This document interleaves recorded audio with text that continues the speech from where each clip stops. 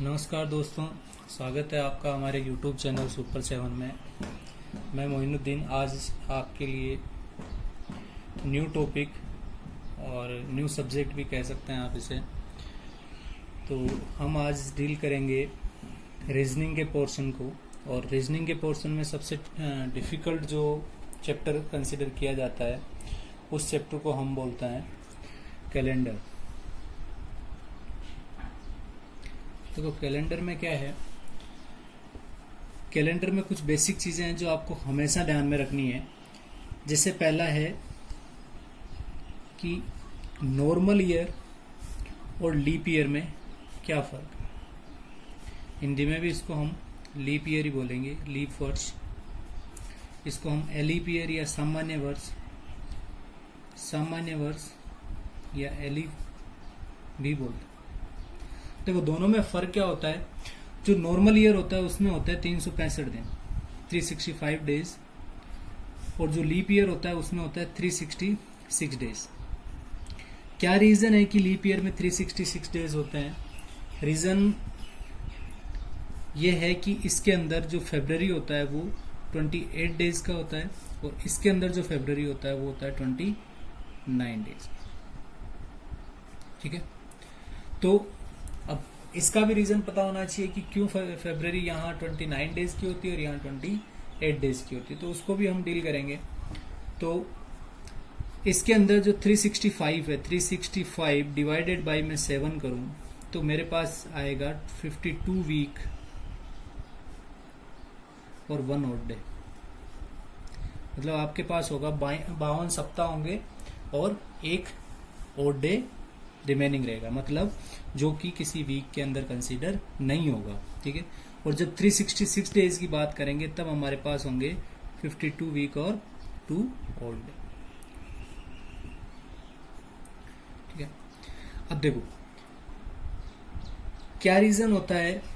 पहले रीजन पता कर लेते हैं कि रीजन क्या होता है कि फरवरी 29 डेज की होती है। रीजन ये होता है कि अपना जो अर्थ है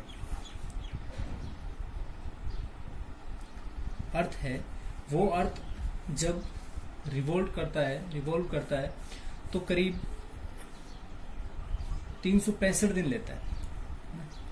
अपने पृथ्वी जो है सूर्य के चारों ओर जब चक्कर लगाती है तो 365 दिन हम कंसीडर करते हैं, जबकि ऐसा नहीं होता। 365 दिन 5 घंटे 48 मिनट और 45 सेकेंड इतना टाइम लेती है। तो हम क्या करते हैं, 5 घंटे 48 मिनट और 45 सेकंड को लगभग 6 घंटे के आसपास कंसिडर कर लेते हैं। तो 6 घंटे के आसपास जब हम कंसिडर करेंगे तो होगा क्या बेसिकली कि हर साल हम मानते हैं कि 365 दिन होते हैं, पर 6 घंटे और भी होते हैं। उन 6 घंटों को मिला के जब 4 साल में हम देखें, है ना, उन 6 घंटों को मिला के जब हम 4 साल में देखें तो ये 6 घंटे 6 इंटू 4 कितने हो जाते हैं, 24 घंटे हो जाते हैं। 24 घंटे का मतलब क्या हुआ, एक दिन हो गया। तो इसका मतलब एक दिन एक्स्ट्रा ऐड हो जाता है और वो बन जाता है 366 दिन। पर ऐसा भी जरूरी नहीं है कि हमेशा 4 साल के अंदर ही अपना लीप वर्ष आए। क्यों? क्योंकि हम एग्जैक्ट 6 घंटे की बात नहीं कर रहे हैं, हम अप्रोक्सीमेशन ले रहे हैं अपने, कि अपन आसानी से इस चीज को समझ सके। फिर देखो, फिर चेक कैसे करते हैं कि लीप ईयर कौन सा है और जो सामान्य वर्ष है वो कौन सा है। तो उसके लिए हम क्या करेंगे, हमें सिंपल सी चीज पता रखनी चाहिए कि कैसे चेक करें, हाउ टू चेक। तो टू चेक लीप ईयर और नॉट, तो हम क्या करेंगे, पहली चीज कोई भी सामान्य वर्ष दिया है अपन को तो डिवाइडेड बाय 4। ठीक है, यदि ये 4 से डिविजिबल है तो हम कहेंगे कि ये लीप वर्ष है। दूसरी चीज, जब कभी भी हम सेंचुरी की बात करेंगे, सेंचुरी का मतलब हो गया जब अपने पास 2000, 1900 ऐसा जब कुछ आएगा तो हम जो डिवाइड करेंगे वो नंबर होगा अपना 400। ठीक है, तो हम उस टाइम बात करेंगे नंबर कितना होगा, 400 से हम डिवाइड करेंगे। ठीक है, अब देखो 4 से डिवाइड पूरे नंबर को करने की जरूरत नहीं है। सेंचुरी के अलावा जो भी नंबर आता है उसको 4 से डिवाइड करो, और उसमें भी ध्यान रखो कि जैसे मान लो अपने पास 2020 है तो लास्ट में 00 नहीं है, इसका मतलब ये सेंचुरी नहीं है। तो सीधा लास्ट के 2 डिजिट में 4 से डिवाइड करके देखो, यदि डिवाइड होता है ये, तो इसका मतलब ये पूरा नंबर 4 से डिवाइड होगा, और पूरा नंबर 4 से डिवाइड होगा इसका मतलब ये लीप ईयर होगा, और ये लीप ईयर होगा तो इसमें कितने दिन होंगे? 366। अब देखो, जैसे कितने भी दिन हो अपने पास, हम अधिकतर बात करेंगे ओड डेज की। तो जैसे 10 डेज है, 10 डेज में कितने वीक हो गए? 1 वीक हो गया और 3 ओड डे हो गए। तो सीधा हम डिवाइड करके भी ओड डे से कंसिडर कर सकते। जैसे 30 डेज की बात करें तो 4 वीक प्लस 2 ओड डे। जब हम बात करते हैं 29 डेज की बात कर रहे हैं, तो 29 डेज के केस में क्या हो जाएगा? 4 वीक और 1 ओड डे हो जाएगा। ठीक है। अब देखो, अब होता है कि अपने पास क्वेश्चन किस किस तरीके के आ सकते हैं और किस तरीके से हम क्वेश्चन को डील करेंगे।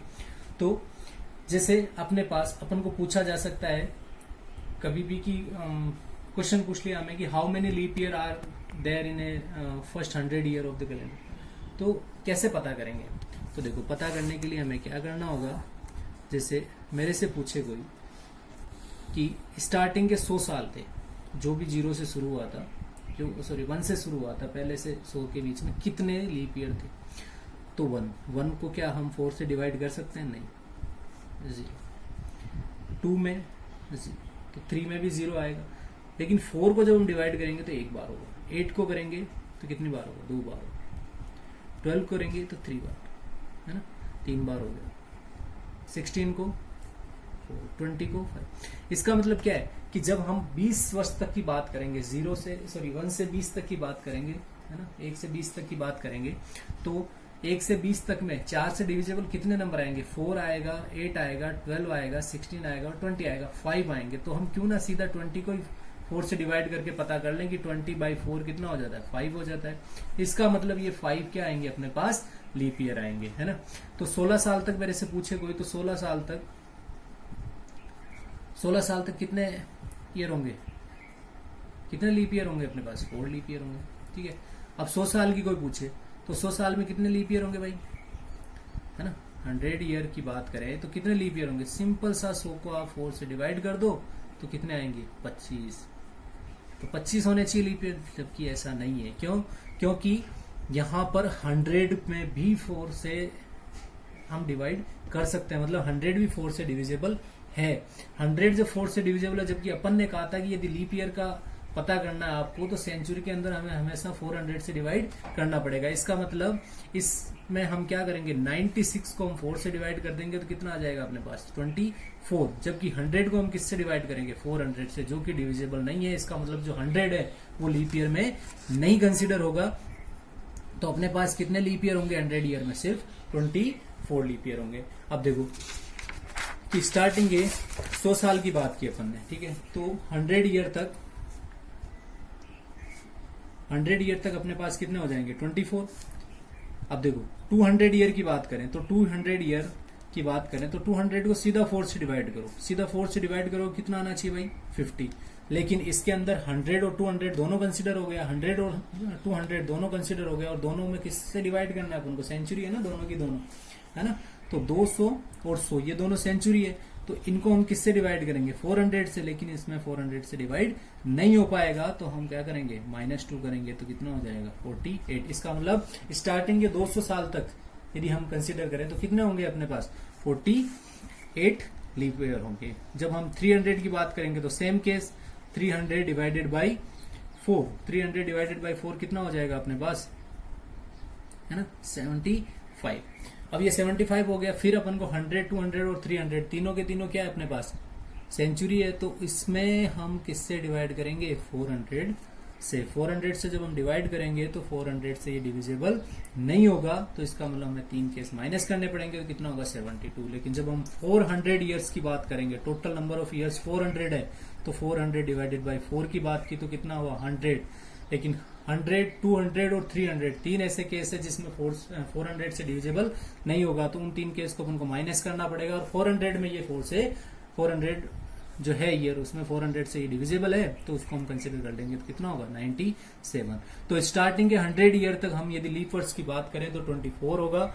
उसके बाद हम यदि बात करें 200 ईयर तक तो 48 होगा, 300 ईयर तक 72 और 400 ईयर तक 97। तो हमसे कोई सीधा सा पूछ ले कि 400 ईयर है आपके पास तो total number of leap year कितने होंगे, तो 97 होंगे। ठीक है, अब देखो, अब मान लो हमें कोई पूछ ले सीधा सा कि भाई कोई भी 2 ईयर दे दिए अपन को, है ना, और उनमें सीधा सा पूछ ले कि इनके अंदर कितने लीप ईयर होंगे। ठीक है, कोई भी 2 सन दे दिए कि हमसे पूछ लिया कि 1800 से लेके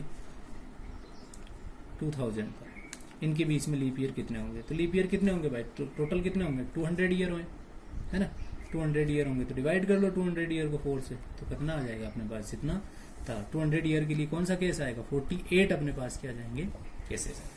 अब देखो, अब अपने पास कुछ क्वेश्चंस होंगे, तो उसके लिए अपन को 1-2 चीजें ध्यान में रखनी है। वो चीजें क्या है कि 2 नोट बना के लिख भी लेना।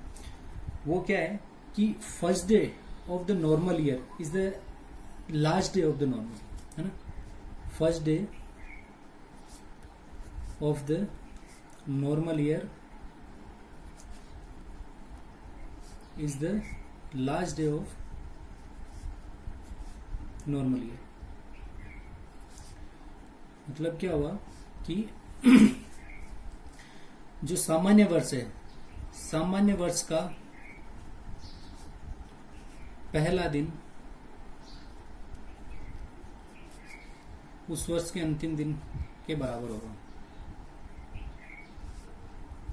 उस वर्ष के अंतिम दिन के बराबर।